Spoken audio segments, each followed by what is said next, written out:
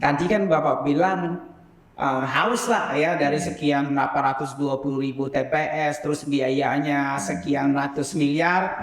Nah, ya harus jadilah karena udah sesuai dengan undang-undang ya, dengan peraturan.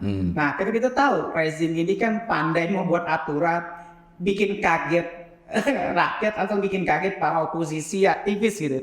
Tiba-tiba keluar aturan, mungkin keluar aturan lah. Ya, karena tidak adanya biaya. Nah, contoh seperti ini. Seperti tadi tuh ada aturan pejabat menteri boleh menjabat walaupun lagi nyalek atau kampanye. Nah, ini ada aturan lagi baru nih.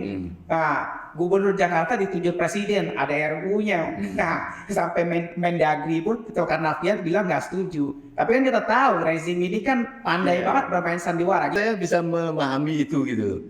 Nah, jadi ini amburadunya luar biasa, maka itu kemudian ada banyak pihak mengatakan Pilpres harus tanpa Jokowi.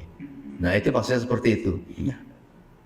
Bukan mengartikan bahwa Jokowi harus lengser, tetapi bisa jadi dengan kebesaran hati menghilangkan kecurigaan masyarakat, saya tidak ikut-ikutan dalam artian yang sesungguhnya. Bayangkan kalau ada kecurigaan, orang yang mengatakan Pak Prabowo kan sudah mulai sakit misalnya gitu ya. Jangan-jangan nanti baru jadi presiden 2 tahun, kemudian nanti diambil seorang Gibran yang akan memimpin Indonesia, yang diajak debat ini tidak berani, ya, yang ngomong-ngomong yang salah dan sebagainya. Apakah kita akan rela?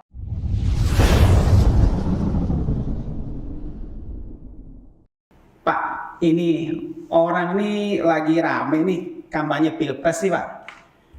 Mulai debat didampingin sama capres, diubah aturannya, terus yakin ya sih kira-kira ini Pilpres lanjut Pak? Kan harusnya kan ada gimana gitu. Ya, saya kira pertanyaannya yang cukup berat ya. Cukup berat. Kita memang harus mengikuti apa yang disampaikan secara formal, itu sudah merupakan kebahagiaan tersendiri bagi masyarakat. Jadi kalau ditanyakan apakah jadi Pilpres itu, ya jadi. Harapan dari para peserta pemilu, peserta capres dan cawapres itu, mereka setuju bahwa akan segera dilaksanakan harus sesuai dengan jadwal. Nah, cuma tentu ada hal-hal lain yang diklarifikasi supaya akan terjadi satu pemilu yang bersih, adil, dan jujur, dan transparansi. Itu mesti harus menjadi negosiasi dari ketiga capres tadi. Jadi kita berpikir mungkin capres nomor 1 merasa khawatir dicurangi, kemudian capres nomor 3 juga khawatir dicurangi. Tapi bisa jadi jangan-jangan siapa yang mencurangi, yang ternyata capres nomor 2 pun juga khawatir dicurangi. Khawatir tiga-tiganya nih. Jadi bisa ada kemungkinan gitu ya? Ya, bisa seperti itu karena jubirnya itu kan juga jadi banyak gitu ya. Atau memang sekarang banyak pinter membuat satu pernyataan memang yang takut dicurangi kalian aja, kami juga takut dicurangi gitu. Jadi kita lagi kembali kepada apakah jadi, tentunya tidak main-main, artinya negara itu dia akan bisa dituntut secara hukum apabila sudah menjadwalkan ternyata belum ada kesiapan, terutama dengan anggarannya yang harus segera dipersiapkan. Banyak sekali kan kewajiban-kewajiban yang harus dibayar. Betul. Apakah itu mengenai penyelenggaraan kepada teknis tempatnya sudah disiapkan dananya semua. Kalau dari sisi standar itu saya yakin sudah dilakukan. Nah, cuma sekali lagi tentu kita berharap harus ada saling koreksi tentang kekhawatiran apabila ada satu kecurangan. Saya kira mungkin itu. Oh, nah dari kecurangan ini kan udah jelas tuh. Bukan kecurangan sih, maksudnya tanda-tanda akan berlaku curang itu dari mulai putusan MK. Pak, nah tentang kekhawatiran tadi Pak, kekhawatiran dari kecurangan itu, nah rezim Jokowi itu seperti apa sih ya? Nah jadi begini, ini baru pertanyaan seriusnya ya. Masuk ke level serius. Tadi karena bertanya tentang jadi atau tidak, kalau saya katakan nggak jadi, itu kan saya sok tahu juga kan.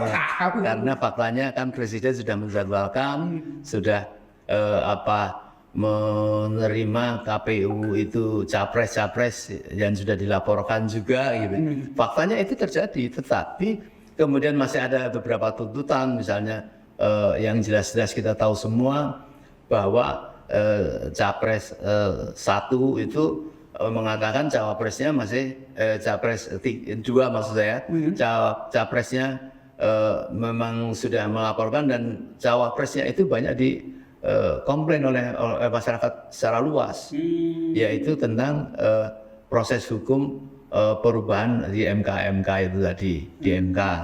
Karena di MK itu kan kalau secara undang-undang bahwa capres dan cawapres itu minimum umurnya 40. Pada cawapres yang ada di pasal nomor 2 itu umurnya kan belum mencapai 40, tapi kemudian sudah dilakukan satu perubahan di MK yang diprotes oleh banyak masyarakat itu, walaupun kemudian oleh MK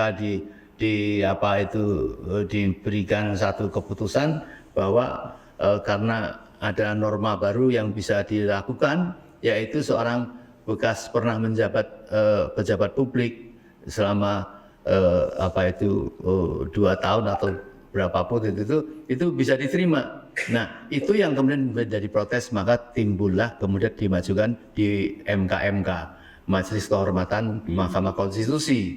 Nah, apa yang diharapkan masyarakat terhadap itu ternyata seolah mau dipenuhi oleh seorang ketua MK itu, tapi hasilnya ternyata tidak mengubah dari keputusan MK.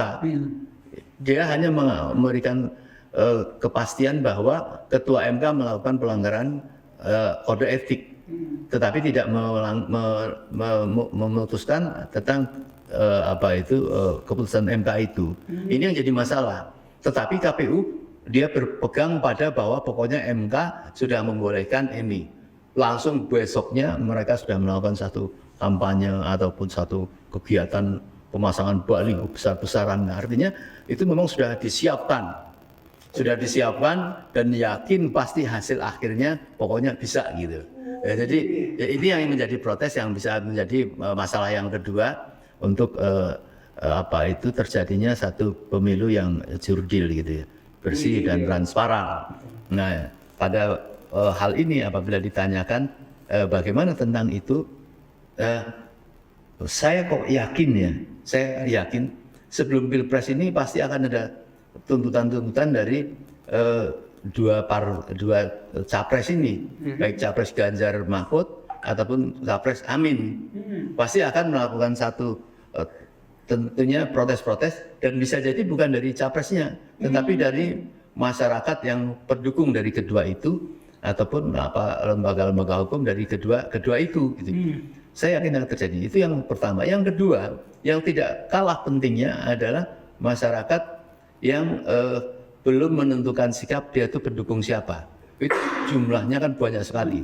Ya, para senior, para oposisi yang merasa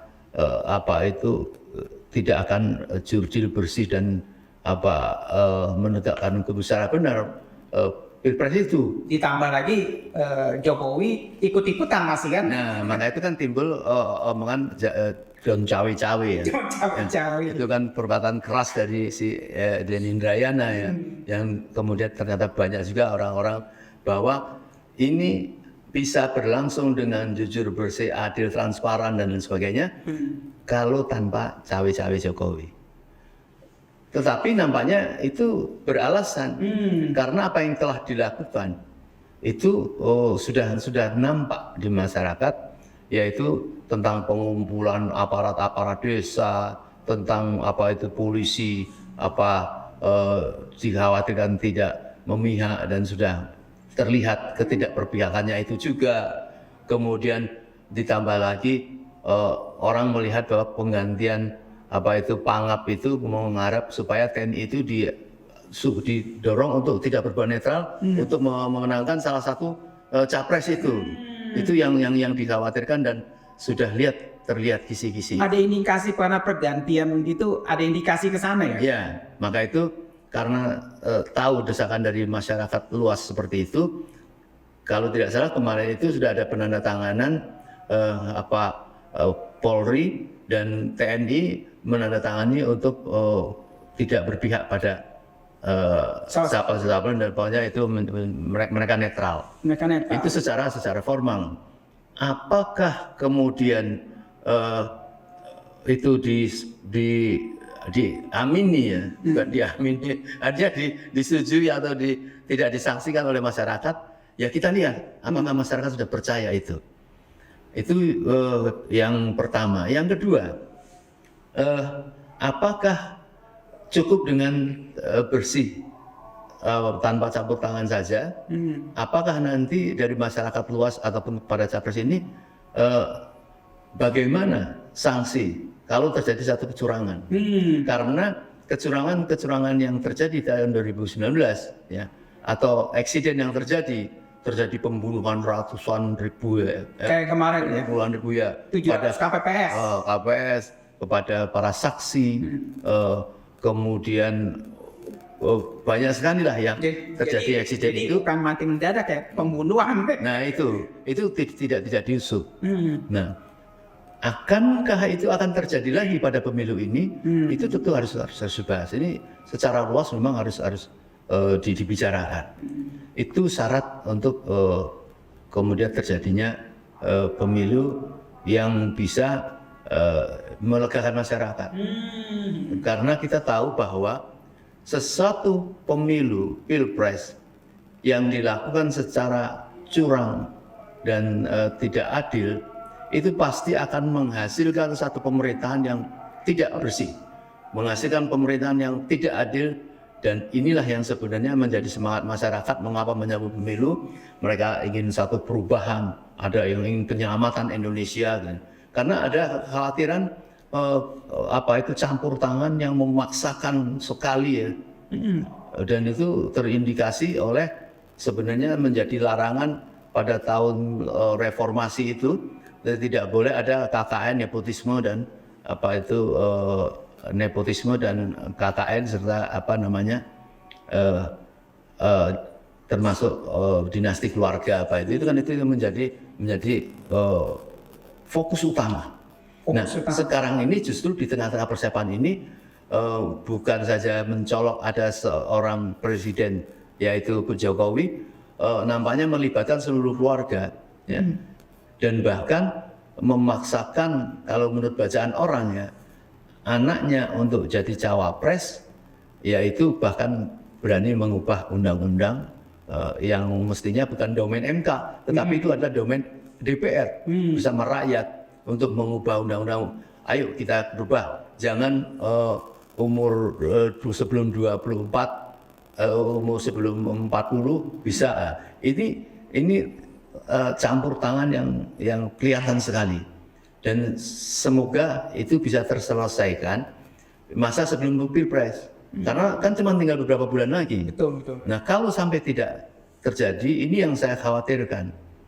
Apakah pokoknya tetap tanggal itu terus dipenuhi syarat-syarat, atau sebaliknya pokoknya penuhi syarat-syarat tertentu, apabila betul-betul sudah memenuhi syarat, sudah saling sepakat ikhlas dari 3 capres ini, kemudian bisa dilaksanakan walaupun mundur waktunya.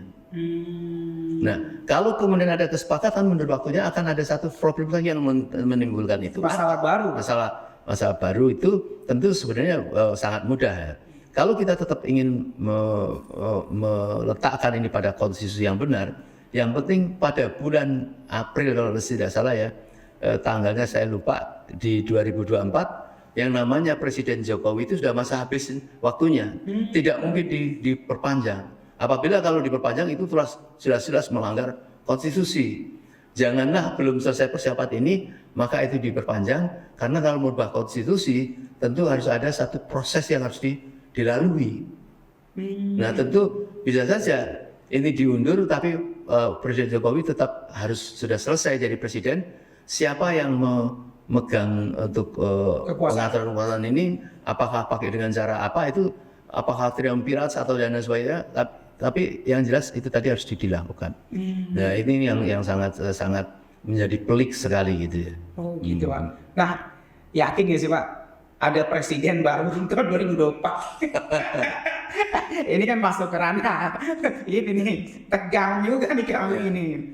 Kalau dari sisi itu saya kira nampaknya semua sudah sepakat bahwa harus ada presiden baru. Harus ada. Karena secara undang-undang masa jabatan Presiden Jokowi itu habis di bulan April tahun 2024 itu. Sehingga dengan cara apa nampaknya itu menjadi kesepakatan rakyat. Kalau kemudian Presiden memaksakan untuk perpanjangan itu, bukan saja tentangan dari di luar apa itu rezim mereka, di dalam rezim pun mungkin saya kira banyak yang tidak setuju. Bahkan apa itu partai-partai besar yang mendukung di 02 sekarang ini, saya yakin juga tidak setuju karena mereka paham sekali itu tentang masalah kebenaran konstitusi. Itu ya misalnya Golkar, PAN atau Gerindra yang lain-lain itu kan dia tahu tentang itu.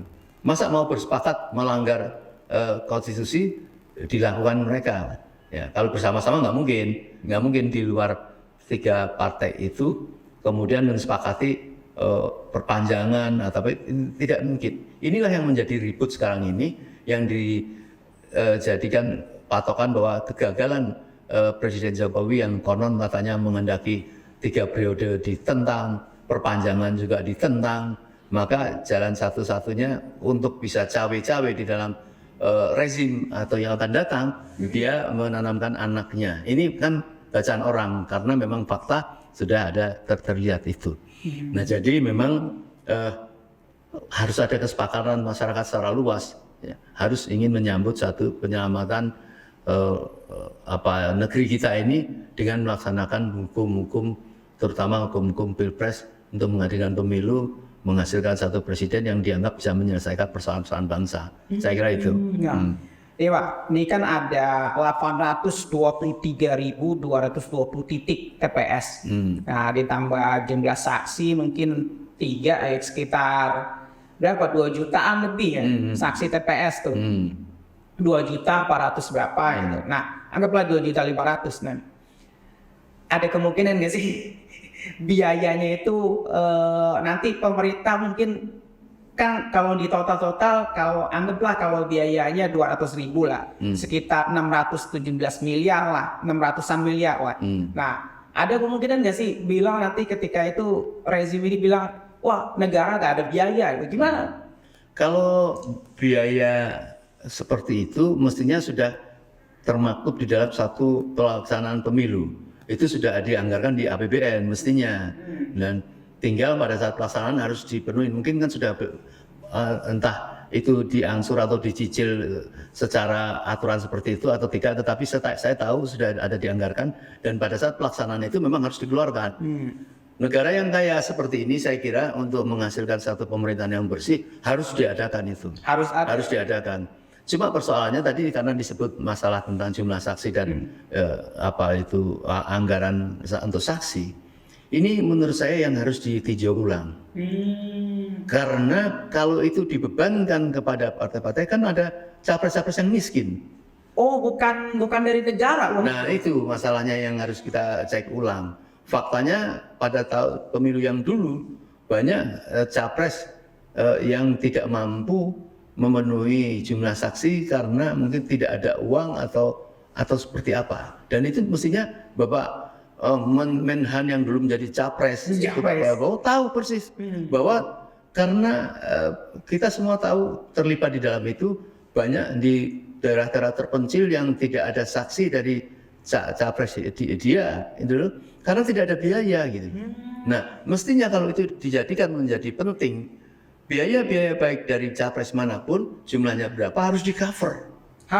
Sehingga semua merasa mempunyai saksi. Bahwa kemudian saksi yang di luar itu dari partai-partai atau para capres itu urusan lain. Tetapi kan ada saksi yang dibutuh di dalam. Kemudian kalau saksi itu juga menjadi masalah, saya kira sekarang ini tentu tidak sesulit pada saat dulu ya. Apa itu aplikasi AP itu bisa digunakan semua yang ada di tempat TPS itu harus memotretkan pada saat hasil penutupan itu, sehingga tidak bergantung pada penyerahan di kecamatan, takut terjadi perubahan dan sebagainya, itu langsung dimasukkan kepada diatur melalui server-server pusat yang saling memiliki, ya. Sehingga misalnya capres nomor 1 sudah dapat laporan dari masing-masing cabang, ranting dan sebagainya, dia sudah tahu. Sehingga kalau diumumkan dari pemerintah tidak sesuai dengan yang sebenarnya, ini langsung cepat diketahui kecurangannya. Sebab kalau tidak, ini sudah diumumkan, apalagi ini cuma hasil berdasarkan survei-survei, ini kan berbahaya. Kan sudah dikenal bahwa Indonesia ini konon hasil pilpres atau pemilu itu sudah diketahui sebelum terlaksananya pemilu. Kan gawat. Iya, betul. Berarti kan seolah ini sudah ada hasilnya, sudah disiapkan, ini berlangsung, kemudian dibuang atau dibakar atau di apa itu. Itu jangan sampai terjadi. Nah, apabila itu termasuk yang sudah merasa aman ya, dari masing-masing capres, insya Allah pemilu yang akan datang akan bisa berjalan dengan baik. Itu secara hasil. Tetapi kecurangan itu kan bukan pada proses pasca pemilu, tapi pra pemilu seperti sekarang ini. Kita tahu bahwa KPU itu memegang hal peranan peraturan dan manajemen terhadap peserta capres, peserta pemilu. Ya. Misalnya itu yang kita kenal namanya DPT. Ya. Nah dari DPT itu apakah betul-betul sudah bisa semua saling verifikasi? Betul ya, penduduk kita seperti ini, jumlahnya seperti ini, gitu. Jangan-jangan ada peserta yang nggak jelas asal muasalnya, atau double peserta, atau orang yang sudah meninggal, atau orang yang belum lahir, atau orang yang belum sampai umurnya pernah kejadian masukkan, itu bisa kejadian, sehingga pencatatan itu bisa menjadi masalah. Nah, itu bisa terjadi karena memang sudah ada kecurigaan dari masyarakat terhadap ketidakjujuran penyelenggara, yaitu tentu melalui pengawasan dari presiden. Belum lagi urusan bukan masalah angka, tetapi urusan kepada masalah peraturan-peraturan yang sekarang rame itu adalah tahu-tahu KPU menyatakan tidak ada debat capres atau cawapres. Atau cawapresnya tidak. Jadi seolah-olah peraturan-peraturan itu hanya untuk melindungi salah satu cawapres yang memang dari awal sudah dipaksa-paksakan. Nah, apakah ini menjadi lega ya, bagi cawapres yang lain apabila kemudian sampai tadi aja saya baca bahwa ada debat cawapres, tetapi Gibran tidak hadir seperti itu. Malah pilih ketemu Mama. Di sini ada di TV One News.com. Nah, ini saya kira harus menjadi syarat penting sekali ya. Jangan sampai mereka ternyata sudah mempunyai konsep.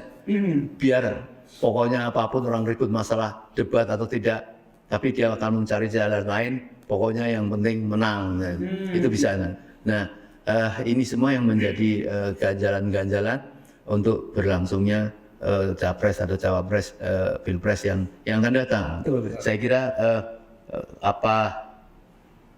perlu didorong ya, orang-orang akademisi, orang-orang pinter, ya para ulama, tokoh agama mengingatkan bahwa laksanakan syarat-syarat pilpres dan pilkada ini, pilgub ini,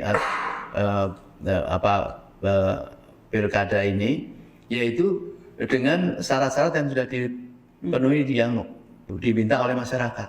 Itu penting sekali. Ya. Nah, kalau itu tidak mau dihimbau, ya saya khawatir akan terjadi satu proses menjadi tidak lancar. Mestinya semua orang menghimbau, memberikan dorongan kepada presiden supaya melaksanakan proses-proses ini dengan melegakan masyarakat, secara jujur, secara transparan itu harus dilakukan. Kalau tidak, ya memang tidak bisa dielak bahwa semua orang mengatakan pusatnya presiden memang tidak jujur, tidak tidak adil, tidak berpihak kepada kebenaran yang hakiki. Indikasinya bisa terlihat pada tahu-tahu ada peraturan orang yang sedang menjabat dan ikut proses pilpres atau yang lain itu boleh tidak mengundurkan diri. Ini kan satu bikin aturan dia. Bukan aturan-aturan banyak sekali yang saya mungkin tidak bisa sebutkan di sini. Bagaimana kebetulan capres ini adalah orang yang sedang menjabat, kecuali capres Anies Rashid Baswedan ya. Capres Prabowo seorang menteri, ya. Capres Ganjar seorang gubernur. Belum lagi yang lain-lain itu ada menteri yang kemudian mereka ikut caleg misalnya kayak gitu.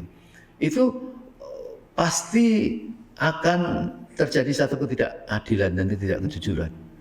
Bagaimana mungkin dia akan berkampanye ke sana, ke suatu daerah, menteri ini pasti menggunakan fasilitas negara, ya, ajudan-ajudannya ikut, mobil ikut atau apa, itu kan untuk kepentingan sendiri tapi pakai fasilitas negara. Ini sangat-sangat tidak fair. Belum lagi kalau kita tegakkan satu pemerintahan yang bersih gitu ya. Seorang gubernur, seorang menteri, dia mempunyai jabatan itu punya tanggung jawab terhadap masyarakat dalam melaksanakan kewajibannya untuk bagaimana menjabat, bagaimana mengatasi kemiskinan, mengatasi kekeringan, masalah pangan dan lain sebagainya. Itu menjadi tanggung jawab dia. Jadi ini bukan sekedar tidak adil yang tidak lucu. Ya, kalau dalam Islam ini neraka jahanam benerin. Punya tanggung jawab tapi ya, punya tanggung jawab tapi tidak amanah. Ya. Bayangkan kita ditugaskan sebagai bupati, tidak melaksanakan sebagai bupati untuk mengatasi orang-orangnya ini. Dan oleh presiden hal itu dibiarkan. Saya yakin ini presiden ini dalam keadaan sehat atau tidak gitu. Maaf ini kan bukti-bukti seperti itu. Kalau orang sehat kan pasti tahu tanggung jawabnya seperti itu. Betul. Kalau membiarkan seperti itu kan seolah-olah ini mengerti surga neraka enggak sih gitu loh. Berat sekali. Saya tidak bukan hanya sekedar untuk mengkritik atau ini mengingatkan benar ini. Masyarakat ini dalam keadaan susah.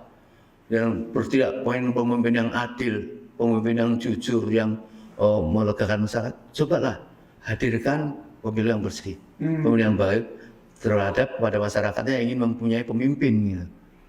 Berat ya, jangan dikira nanti pasca presiden ini kemudian dia tidak diapa-apain.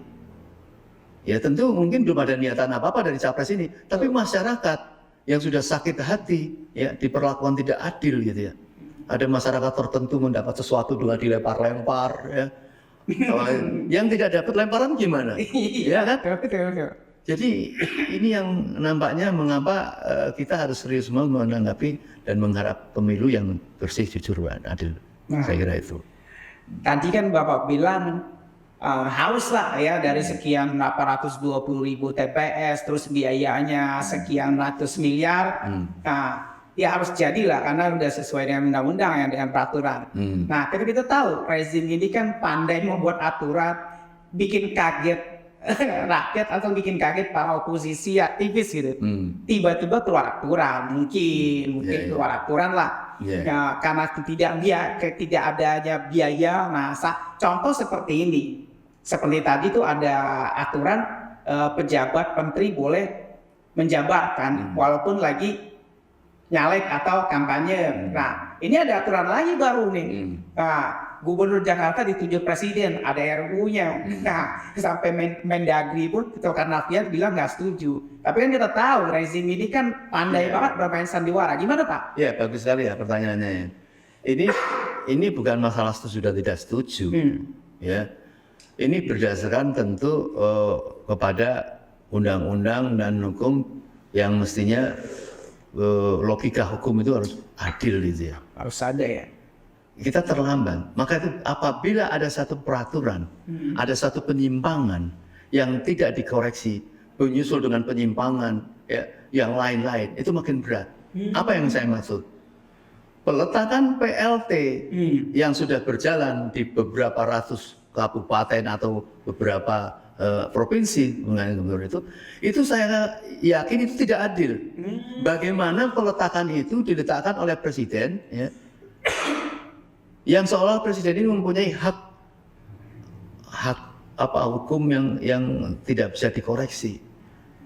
Bagaimana kalau yang dipilih, yang diletakkan menjadi PLT bupati ataupun gubernur yang sudah berjalan ini, itu ditunjuk oleh presiden, yang sekarang dia patuh kepada presiden itu, ya, patuh kepada presiden itu, kemudian memihak pilpres ini juga dengan tidak adil.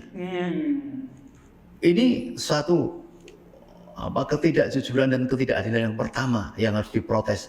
Ya. Dan nggak mungkin nggak memihak, ya, karena itu dipilih presiden. Kita tahu pemilihan gubernur itu kan berdarah-darah, betul. Ya kan, berdarah-darah. Kok tahu-tahu diganti dengan mak ceplek, enteng sekali oleh presiden Dengan aturan baru. Coba lihat waktu di DKI, begitu diganti gubernur ya, semua kebijakan-kebijakan gubernur yang lama itu banyak dirubah total. Di downgrade, dijelek-jelekin ya, masalah JIS misalnya, pokoknya tidak standar dan sebagainya. Allah memberikan laknat, diganti rumput dan di rumah kebanjiran. Akhirnya ribut rumput ya. Nah ini ketidakadilan. Nah apa yang disampaikan tadi itu tidak ubahnya seperti yang dulu sebenarnya. Apa urusannya presiden, gubernur kemudian ditunjuk? Apa urusannya? Apa alasannya? Gitu loh. Jadi rakyat saya yakin ya dengan keberanian harus untuk menciptakan satu kebaikan di negeri kita harus protes terhadap yang seperti ini. Ya. Tidak boleh semena-menanya. Hukum itu bukan presiden itu bukan hukum. Jangan dia bisa mengubah hukum apapun. Nah, kalau kita menghendaki Indonesia ini bubar dan hancur, ya silakan, kita tidak perlu turun ke jalan, tidak perlu koreksi, tidak perlu pengawasan seperti itu.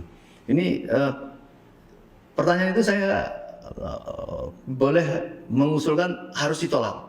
Harus ditolak. Tidak ada alasan yang memadai untuk meletakkan itu.